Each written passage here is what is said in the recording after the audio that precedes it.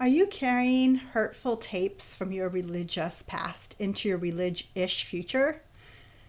I'm Rachelle Mee-Chapman, and today on Relig-ish, I want to talk about 4 really common messages that you may have picked up from a restrictive religious past that could be hurting you in your more progressive relig-ish future.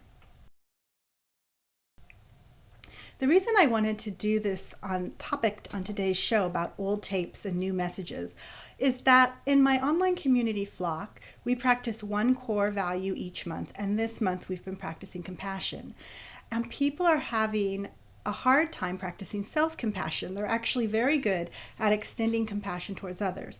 But when it comes to their own internal self-talk and the way that they self-describe their own actions and efforts, can be quite negative, and I struggle with this as well. And I think part of the reason that we're struggling with this is that many of us come out of a sort of restrictive religious past where we have been taught these 4 messages amongst others. And I want to offer you some counter messages to help sort of heal up that training process that you were exposed to when you were younger and create a more truth-filled, more abundant, more healthy future for yourself. So the first thing that you may have been taught in your religious past is that you are a sinner. The doctrine of total depravity is a common doctrine, and it says that you were born sinful and that you are at your core a sinner, and you need Jesus to redeem that. And I really can't imagine, like, if I think of taking a small child and looking at them in their little cot and saying, you are totally depraved and you are a sinner, like, that doesn't make logical sense if you just began speaking to a child like that. But if you grew up in certain branches of the church, that is the message that you were given from the time that you were very young. And that shapes your understanding of yourself as inherently broken. So of course it's hard to extend compassion to yourself and to treat yourself with kindness if the initial message you received is that you are, from the start, a broken and depraved person. And if you are not extending compassion to yourself, then you can't serve and extend compassion to the world because you're running on an empty tank. So instead of this message that you are a sinner, can we please hold on to this equally or perhaps even more biblical message that you are made in the image of God? If you are created in the image of God, then you cannot be broken and destroyed at your core. And instead, you're a human person trying to live up to your full potential. And so your core is not sin, but goodness. The second message you may have internalized from a restrictive religious upbringing is that you need to have spiritual discipline in your life. How many of you have heard that phrase? That you need to be more disciplined, you need to have a spiritual discipline. And what that does is it takes all of the things that one does to strengthen and shore oneself up. And when we think of the life of the soul, if you think of the things that you do to tend to the soul as spiritual disciplines, it has this connotation of struggle, of doing something against one's will, and of strain. And what we need instead is spiritual practices, practices that nurture and support your spiritual development, not those things that restrict and deny who you truly are.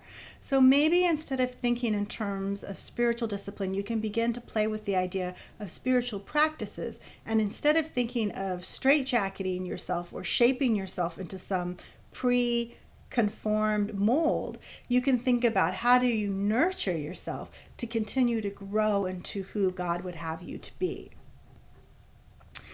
The third phrase I want to talk about is this phrase, denial of self. This is a really common religious term. And again, it harkens back to that first one, that your truest self is negative, flawed, and sinless. So you have to deny yourself. And this just does all sorts of psychological and emotional damage if you spend your whole life denying yourself.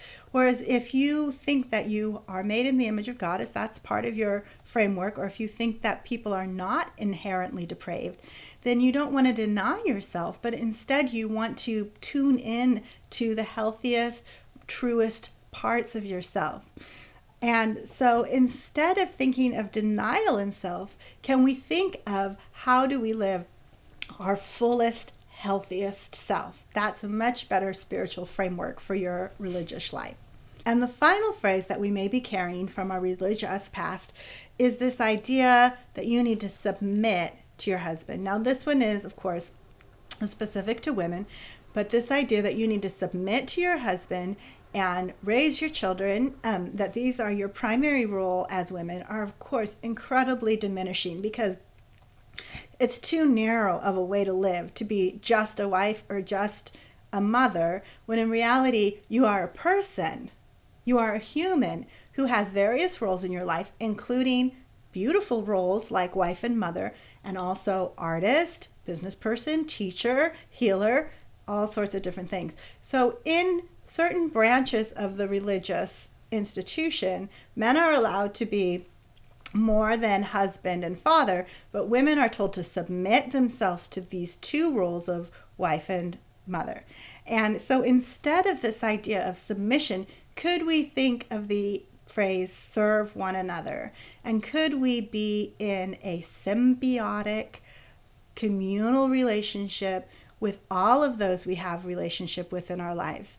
Could we submit to each other as sisters, as brothers, as wives and husbands, as parents and children, as community members, as creative partners? Let's not use this phrase submit to one another, but instead let's consider the idea of serving one another. Now, of course, we can't serve if we're completely depleted, so we have to keep all three of those other good phrases in mind.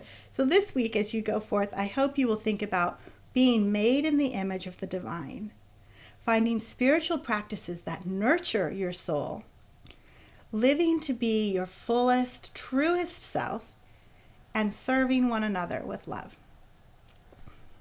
What religious tapes are you carrying around, and how could you rewrite them for your relig-ish future? I'm curious to know, and I hope you'll share with me in the comments. Until we meet again, I hope you'll remember to get curious, trust your gut, and above all, live from a place of love. Much warmth.